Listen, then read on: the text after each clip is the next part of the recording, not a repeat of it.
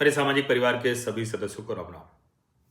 भारत में 5 दिनों का एआई इम्पैक्ट समिट चल रहा है। दुनिया के 20 देशों के राष्ट्राध्यक्ष हैं। भारत अपनी भूमिका आर्टिफिशियल इंटेलिजेंस के क्षेत्र में मजबूत कर रहा है, सशक्त कर रहा है। अभी एआई इम्पैक्ट समिट जो हो रहा है उसमें हमारी भूमिका क्या हो, इसको प्रधानमंत्री नरेंद्र मोदी ने रेखांकित किया है। उन्होंने साफ साफ कहा कि जो 2047 के विकसित भारत का जो विजन है, जो लक्ष्य है, उसमें दुनिया के टॉप 3 जो एआई सुपर पावर है उसमें भारत शामिल होगा। और जाहिर है हमारी जो स्वाभाविक स्थिति है वो है, अगर हम टॉप 3 इकोनॉमी की तरफ बढ़ रहे हैं तो बिना एआई सुपर पावर हुए ये संभव ही नहीं है।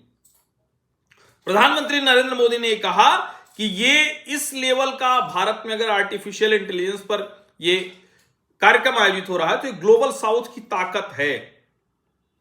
उन्होंने जो भारत की न्यूज एजेंसी है एएनआई, उसको एक इंटरव्यू दिया है। और चूंकि इस पूरे एआई इंपैक्ट समिट का जो मोटो है, जो सूत्रवाक्य है, वो सर्वजन हिताय सर्वजन सुखाय। अब देखिए, जिस तरह की चुनौतियां हैं, इसमें अगर भारत एआई के क्षेत्र में मजबूत नहीं होगा तो यकीन मानिए कुछ संभव नहीं, कुछ भी संभव नहीं, क्योंकि आने वाले समय में एआई सब कुछ ड्राइव करेगा। अब जाहिर है इसमें बड़े निवेश की जरूरत होगी कि हमारी कंपनियां आगे आए, जरूरत होगा हमारे विश्वविद्यालय रिसर्च करें, गलगोटिया जैसे न करें कि चीनी मॉडल खरीद के और उसको अपना बता दें। यह करने की आवश्यकता होगी। सरकार निश्चित तौर पर मदद कर रही है, सरकार इसको लेकर बहुत सीरियस है। अब उसके आगे कैसे बढ़ेगा? और जब निवेश की बात होती है तो दुनिया की बड़ी बड़ी कंपनियां, अभी आपने बजट में देखा कि डेटा सेंटर और जो आर्टिफिशियल इंटेलिजेंस है, इस सब के लिए बाकायदा टैक्स रिलीफ है। अब जाहिर है उसका लाभ तो भारतीय कंपनियों को लेना होगा, उसका लाभ भारतीय कंपनियां लें, यह बड़ा जरूरी है। दुनिया जानती है कि भारत में प्रतिभा बहुत है, बहुत जबरदस्त है, लेकिन उसका उपयोग कैसे हो रहा है, यह बड़ा सवाल है। अब भारत में जो आपने देखा होगा कि प्रधानमंत्री नरेंद्र मोदी जब पैविलियन में घूम रहे थे तो उनको जो भारतीय मॉडल है उसको दिखाया जा रहा था, और बहुत से भारतीय मॉडल हैं जो इस एआई इंपैक्ट समिट में दिखाए गए हैं। भारत का जो बड़ा उद्योगपति समूह है, उद्योग घराना है, अडानी समूह के गौतम अडानी ने बड़े निवेश का ऐलान किया है। अब ये उन्होंने अपने सोशल मीडिया पर लिखा, for decades we imported technology, now we are building the backbone, renewable energy, grid resilience, hyper scale AI at $250 billion intelligence ecosystem in motion. A $250 billion intelligence ecosystem in motion. India will not follow the AI century. India will shape it. सवाल यह है कि अगर भारत इस AI century को shape करने जा रहा है और गौतम अडानी ये बात कह रहे हैं तो किस आधार पर कह रहे हैं? क्या ये सिर्फ जुबानी जमा खर्च तो नहीं है? अब ये समझना बहुत जरूरी है। और उन्होंने कई ऐलान किए हैं। गौतम अडानी का ये जो बयान है वो मैं पढ़ता हूं। The world is entering the intelligence revolution more profound than any previous industrial revolution. ये तो सच है। Nations that master the symmetry between energy and compute will shape the next decade. India is uniquely position to lead.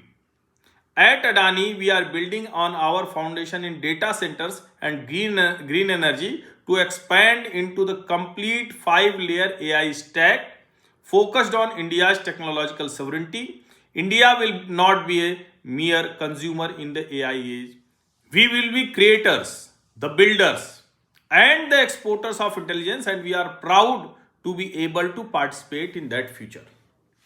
अब अडानी समूह पहले से भी इसमें बहुत निवेश कर रहा है, डेटा सेंटर में, इस तरह की चीजों में।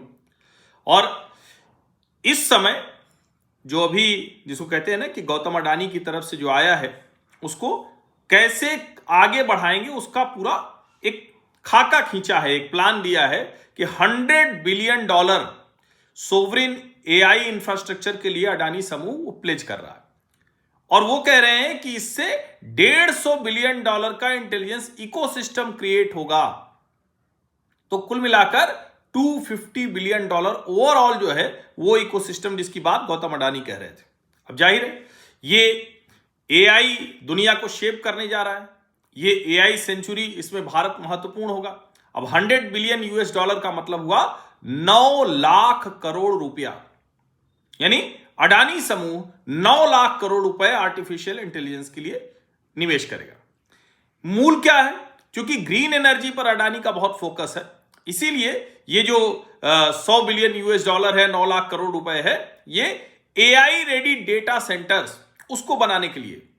जाहिर है किसी भी क्षेत्र में, जैसे हम कहते हैं ना कि इंफ्रास्ट्रक्चर तैयार करना है, सड़क होना चाहिए, हाईवे होना चाहिए, ऐसे ही एआई का इंफ्रास्ट्रक्चर जब तैयार होगा तभी वो एआई के क्षेत्र में आगे वो देश जा पाएगा। ये एआई का इंफ्रास्ट्रक्चर तैयार करने के लिए अब अडानी ग्रुप दुनिया का सबसे बड़ा जो रिन्यूएबल एनर्जी प्लेटफॉर्म है उनमें से एक है।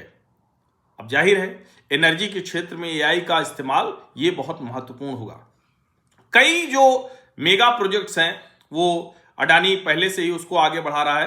अब ये जो अडानी समूह की ताकत है, आर्टिफिशियल इंटेलिजेंस के साथ मिलकर ये आगे बढ़ेगी।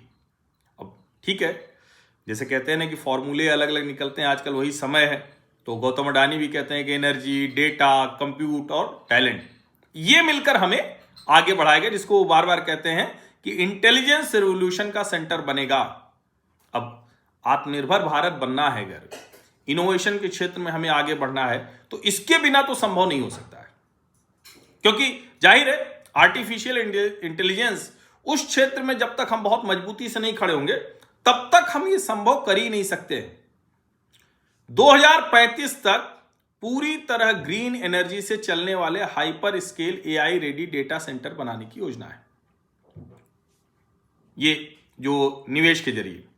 और इसमें एक तरह से कहें तो एनर्जी प्रोडक्शन होगा, ट्रांसमिशन होगा, हाइपर स्केल कंप्यूटिंग होगी, और इस सब को इंटीग्रेटेड सिस्टम के तौर पर किया जाएगा। यानी एआई को इस तरह से अडानी समूह डेवलप करेगा। 5 गीगावाट का एआई डेटा सेंटर प्लेटफॉर्म ये अभी तक सबसे बड़ा है, और इसके लिए एक अडानी समूह ने एक कंपनी बना रखी है, अडानी कोनेक्स। तो उसी के जरिए ये हो रहा है। अभी तक 2 गीगावाट प्लेटफॉर्म था, अब ये 5 गीगावाट प्लेटफॉर्म बन रहा है। इसमें green energy powered AI cluster है, लिक्विड कूलिंग है, हाई डेंसिटी जीपीयू इंफ्रास्ट्रक्चर है, इंडियन जो लार्ज लैंग्वेज मॉडल होते हैं वो है, ये सब इसमें शामिल है। अच्छा, जाहिर है दुनिया की बड़ी बड़ी कंपनियां तो इस रेस में पहले से शामिल है। गूगल, माइक्रोसॉफ्ट, फ्लिपकार्ट, ये सब अपने अपने सेंटर बना रहे हैं। तो इनके साथ जो भारतीय कंपनियां हैं वो साझेदारी कर रही हैं, और उस साझेदारी से हम अपना हिस्सा हासिल कर पाएंगे। और होगा क्या, भारत सरकार बहुत अच्छी नीति बना ले, हमारे देश के उद्योगपति, हमारे देश की कंपनियां अगर उसमें शामिल नहीं होंगी तो जाहिर है जो बाहर की कंपनी होगी, विदेशी कंपनी होगी, वो उससे बड़ी आसानी से उसका लाभ ले लेगी। वो जो भी सरकार की योजनाएं हैं, सरकार की तरफ से जो भी राहत मिल रहा होगा, इंसेंटिव मिल रही है, उस सबको बड़े अच्छे से वो अपने पक्ष में कर लेंगे। तो उम्मीद ये की जा सकती है कि जिसको हम बार बार कहते हैं कि क्या भारत, जैसे सेमीकंडक्टर के मामले में जो सरकार ने किया वो कमाल किया है, तेजी में 6 बड़े सेमीकंडक्टर प्लांट शुरू हो गए हैं। हम जो एडवांस टेक्नोलॉजी हैं उसमें हम इनिशिएट कर रहे हैं, हम पीछे नहीं जा रहे। हम ऐसा नहीं है कि कोई दूसरा कर रहा है और हम उसमें पीछे पीछे खड़े हैं। हम पीछे पीछे नहीं खड़े हैं, हम उसके साथ जा रहे हैं, उसके आगे जा रहे हैं। अब आज सभी अखबारों की ये हेडलाइन है, सभी अखबारों में ये बहुत साफ साफ दिख रहा है कि कैसे दुनिया के एआई लैंडस्केप में भारत अपनी भूमिका तय कर रहा है। अब जाहिर है मैं फिर से कह रहा हूँ कि ये हमारे देश के जो विश्वविद्यालय हैं, हमारे देश के जो शिक्षा संस्थान हैं, जो रिसर्चर्स हैं, जो स्टूडेंट्स हैं, उनको ये समझना पड़ेगा कि इसका कैसे बेहतर से बेहतर उपयोग करें। और ये एआई इम्पैक्ट समिट ये भारत की भूमिका को विश्व मंच पर और मजबूती से आगे बढ़ाने वाला है। आप सभी का बहुत बहुत धन्यवाद। सब्सक्राइब अवश्य कर लीजिए, नोटिफिकेशन वाली घंटी दबा दीजिए, लाइक का बटन दबा दीजिए, अधिक से अधिक लोगों तक इस वीडियो को पहुंचा दीजिए। धन्यवाद।